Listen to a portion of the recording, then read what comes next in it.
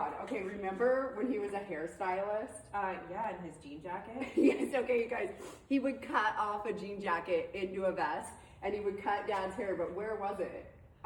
Well, it was multiple places, but it was at our house. Oh, yeah. He'd come to our house, and Dad would wear his underwear, I think, to get his hair cut. Always on like a Wednesday night, and he wouldn't come till like 8 p.m. and he was such a quiet You couldn't get a peep out of him. Yeah, not a man of many words. He wouldn't share any details. He also worked in Puyallup, above the place where we bought our varsity When jackets. he would come to the house, Mom would get so pissed because we were little and she'd have to put us to bed. Yes. And Mike would not stop talking. No, Mike was a man of many words. Great words, great words. You know Mike, yeah, and he never forgot anything, nothing. He literally was like an encyclopedia. He knew every fact about everything. He remembered everything. Yes, okay. He grew up in downtown Puyallup. My favorite thing is he told us that when he was about 11 years old, he rode his bike from downtown Puyallup up to Puyallup Valley Raceways to see, who he did not know, a red El Camino race. Yes. And he didn't have any money to get in, so he hopped on top of the fence and watched Dad drag race. Yes. And Dad thought it was so cool that he drove him home from the drags with his bike in the back of the El Camino, and they were friends ever since. They were best friends ever since. And you didn't mess with Mike. No. Okay, so one time he had this job. And there was a little bit of an altercation, I guess, and Mike came down, man a few words, and gave Dad the details, and this did not sit well with Dad. It didn't sit well with Dad. Dad was a vigilante on this situation. Yes, he was. He waited about 8 months to get his revenge, and I believe it happened at an intersection, and the person that had the disagreement with Mike, Dad... it didn't fare well for this person. No, it didn't. So we're not going to apologize. You're still on our shit list. Yeah, you didn't fuck with Mike. Yeah, you fucked with Mike. You were gonna figure out. Okay, Mike never had any kids, and he loved us. We loved Mike so much, and we have the best memories, and it just makes us think that like we share so many things online, but at the core of it, it's about this. It's about the people that were part of our family. Yes, and he would show up at Andy's and yap our ears off, and then be like, well, I can't stay long, I gotta go. Yeah, always I can't stay long. That was his opening like 2 hours. And then in the later years, after my dad's gone, I would think, Mom would be like, call Mike, he'll know the answer. He'll know where that's at. He'll know why your dad did that. And I'd be like, do I have 2 hours for this question? Gotta make 2 hours for Mike. And I would get not only the answer, but the answer to 40 other questions I didn't ask. Mike, we love you. We miss you. Yeah. Life will never be the same after we lose the people that meant so much to our dad. And it's so special that we were just 2 girls that got to go to work with our dad, and we hated that.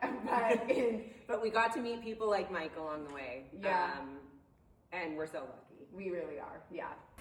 I'm gonna grab Dad's favorite tire cleaning stool. I always said it was the perfect size for this video.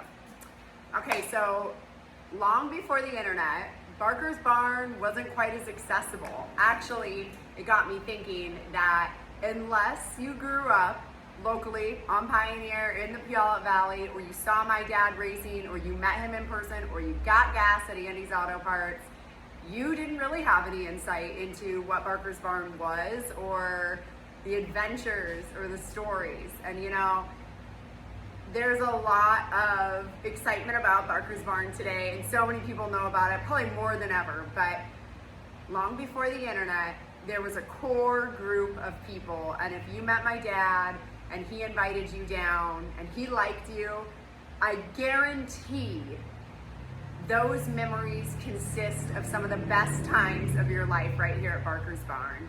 And for us girls, Amanda and I, we just grew up as dad's kids. Our mom works full time, and so we came to work with Dad every day, and work was daytime at Andy's Barn after 4 p.m. Mom would pick us up when she was off work.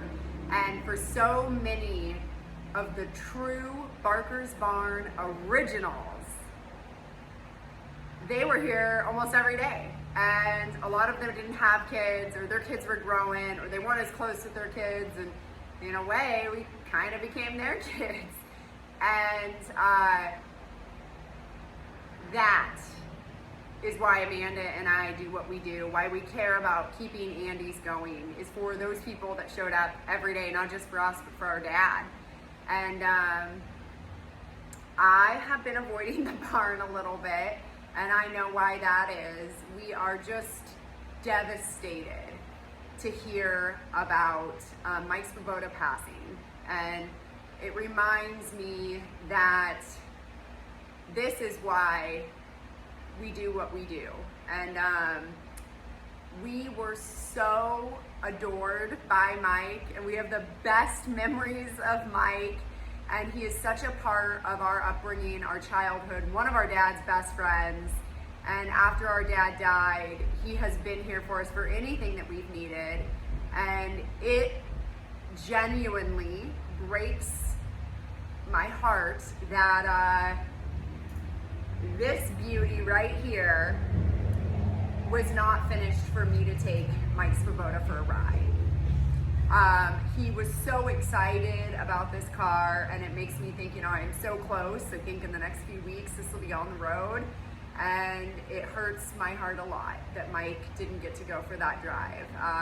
When Jerry, his brother, called me after Mike had passed, he had said, Mike said I could take his ride for him. Will you take me for a ride? And I said, absolutely, Jerry. I'll pick you up in the El Camino, and we'll take that drive for Mike. And I guess I'm just kind of here to say that the barn and Andy's and the cars, it's so fun to share it with all of you, but at its core, it keeps our dad alive, and it's for the people that were there in the beginning. And we're so grateful for everybody that supports us now. But, Mike Svaboda never had social media. He didn't even have a cell phone, okay? But we love everybody that supports us and all of the people that we've grown up our whole lives with. And thank you for being such a beautiful part of our lives. And we genuinely are so lucky. And the El Camino is for everybody like Mike, here or not, because they were there when it mattered. And that just kind of keeps me going all the time. And we love you, Mike Svaboda, and you will be missed dearly.